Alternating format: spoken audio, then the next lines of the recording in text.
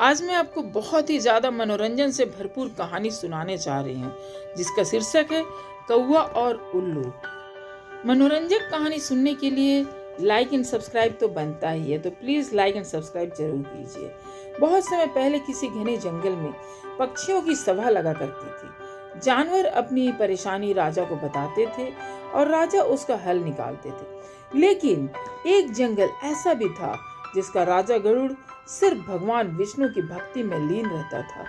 इससे परेशान होकर हंस, तोता, कोयल व कबूतर जैसे तमाम पक्षियों ने एक आम सभा बुलाई। सभा में सभी पक्षियों ने एक स्वर में कहा कि हमारे राजा गरुड़ हमारी ओर ध्यान ही नहीं देते। तभी मोर ने कहा कि हमें अपनी परेशानियों को लेकर विष्णु लोक जाना पड़ता है।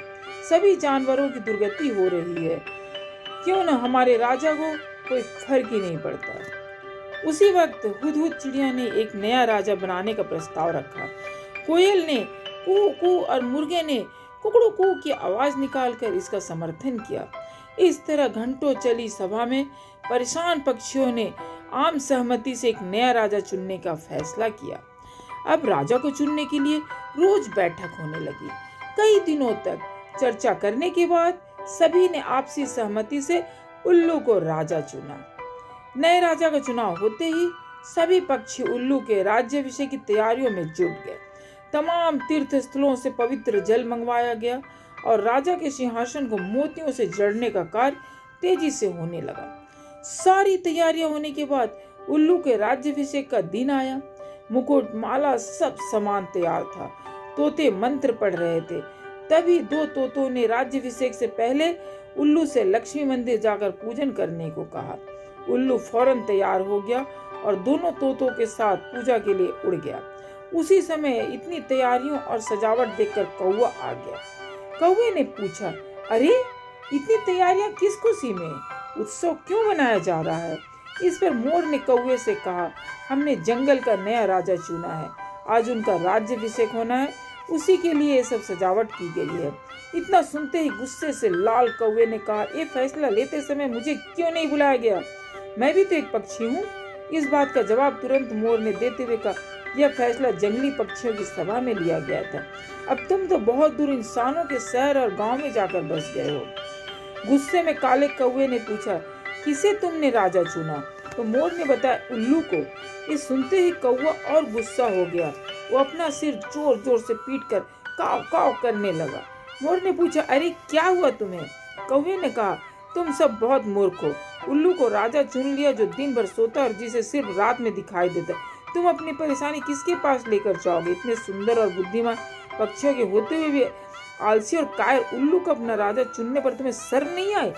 धीरे धीरे कौवे की बात पक्षियों पर असर करने लगी। सभी आपस में फुसफुसाने लगे। उन्हें लगने लगा कि उनसे बहुत बड़ी भूल हो गई। इस वजह से देखते ही देखते सभी पक्षी वहां से गायब हो गए। राज्याभिषेक के लिए सजी जगह पूरी सूनी हो गई। अब जैसे ही उल्लू और दो तोते वापस आए तो उन्होंने जगह को सूना पाया। यह देखकर दोनों अपने साथियों को ढूंढने और वहां से जाने की वजह जानने के लिए उड़ गए। वहीं उल्लू को कुछ दिख तो रहा नहीं था, इसलिए उसे कुछ पता ही नहीं चला और राज्याभिषेक के लिए तैयार होने लगा। लेकिन चारों तरफ शांति होने पर उसे शक हुआ। उल्लू जोर से चिल्लाया, कहाँ गए सब? इतने में पेड़ पर बैठी उल्लू की दोस्त ने कहा, सब चले गए। सब नहीं, अब नहीं होगा आपका राज्याभिषेक। आप नहीं बनेंगे जंगल के पक्षियों के राजा। इतना सुनते ही उल्लू ने चिल्लाकर पूछा, क्यों? ऐसा क्या हुआ? उल्लू की दोस्त ने बताया, एक कौवा आया और उसने सभी को पट्टी पढ़ाई।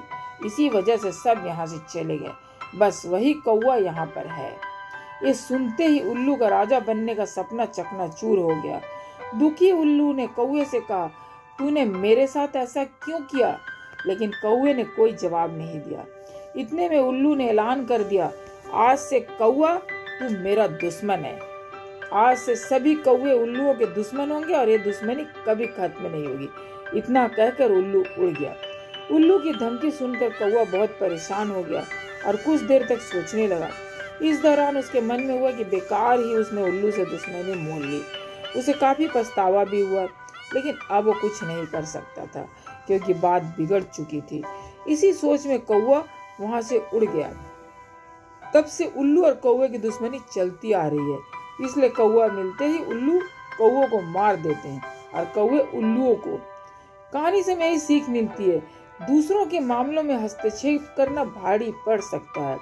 दूसरों का काम बिगाड़ने की आदत उम्र भर की दुश्मनी दे सकती है। इसलिए अपने काम से काम रखना चाहिए। हमारी कहानी कैसी लगी जरूर बताइएगा और लाइक एंड सब्सक्राइब जरूर कीजिए।